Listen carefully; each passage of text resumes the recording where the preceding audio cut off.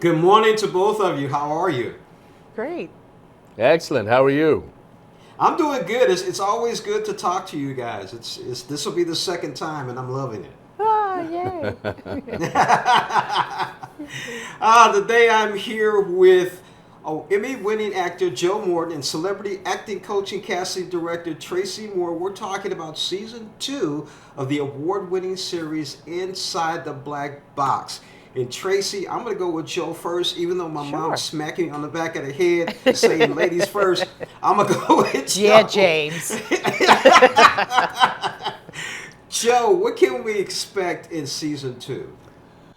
Well, I mean, more of the same from season 1. I mean, I think what you'll see are incredible interviews with people like Wendell Pierce, who is now on Broadway doing The Death of a Salesman. You'll see Rob Morgan, who is an incredibly energetic, powerful actor.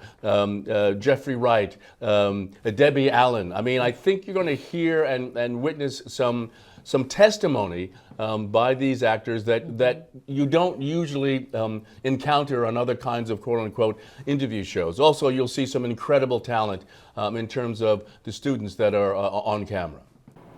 Speaking of students, Tracey, what do you think students are taking away from this?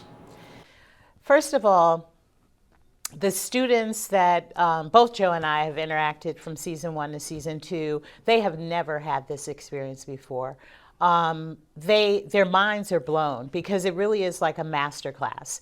And the nuggets, I love the fact when I talk to my students and they'll say, I ask myself questions. And they recite what Joe says on the show. And I'm like, that's great. So not only is the takeaway educational, but it's spiritual. You know, we just got, I mean, COVID, we got over the lockdown. However, a lot of people did not make it mentally through those 2 years. And so we've created a space not only for them to work, but to engage with each other. I can't tell you how many situations, short films, plays, that actors have created in our space. And they've met other actors and they've shot or created. There's projects that are being created. People of color have never had this type of experience. And so I already have actors telling me, you know, can I be on 3rd season? You know, just over and dated. So I mean, it's great. in some ways, it's kind of like the group theater. I mean, these actors are forming communities within themselves. Our theme song, which is on the show, was written by 4 of the students. They put that together. And then my music partners and I took them into the studio and arranged it and recorded it and put it on the show. So it was that kind of enthusiasm that kind of compelled them to create the theme of the show. Here's the other question I have for you. It's going to be really interesting. So we've had The Woman King, we've had Till, and then we had Black Panther 2, Wakanda Forever, which is, I mean, almost at $1 billion globally. What is the excitement and interest all of a sudden in black movies? Money. Period. Period. I mean, but because, you know, we're talking about now commercial film. For the longest time, the myth was that black film had no foreign market. And Black Panther kind of blew that completely out of the water, and now we're following a pattern. You know, that's how this business works. I mean, and you have to just be very clear about that. It's not, you know, they're not doing it because they want to be inclusive. They want to do it because they can make a profit. And that's fine, because look at all those wonderful black actors, directors, set designers, costume designers, et cetera, who are all getting work as a result. I also think that our stories are not being told, and that there's an interest in our stories. You know, when I think about Waiting to Exhale, and I remember that was like the first all-female black cast, right?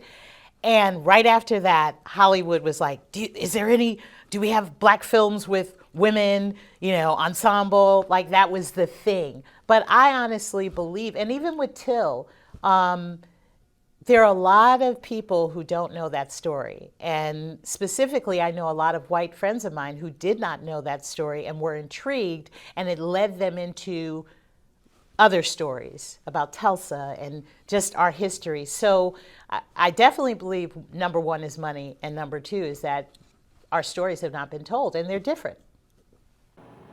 True. I would have to agree with you on that, because when I asked a lot of my friends, "You're going to see Till," I got two responses. "What's that? What is Till?" And the other one was, especially from older adults, "I don't want to see that. I don't want to get upset." That was a response. I mean, I think, you know, Yeah. again, once again, I mean, fortunately, there is the Wakanda stories, and that's fantasy, and that's a certain amount of power, action, adventure, and that's terrific. Till, I haven't seen it yet. I'm anxious to see it. I would like to see it. And that's something that Hollywood has known how to do for a very long time, which is to tell stories about segregation, about oppression, about those kinds of things. What we're trying to do, what we're hoping to do, is break open the mold so that you can tell other kinds of stories that are not necessarily Till. I mean, I don't get me wrong. I think that Till is something that needs to be told. But at the same time, there are lots and lots and lots of other very positive, very powerful, very cultural stories that also have a universal kind of appeal. Joe, you just hit me in the stomach. I like that. Thank you. You just hit me with that. I've been speaking with Joe Morton and Tracey Moore. Tracey, my mom said it's okay. It's okay. All right. All right. All right.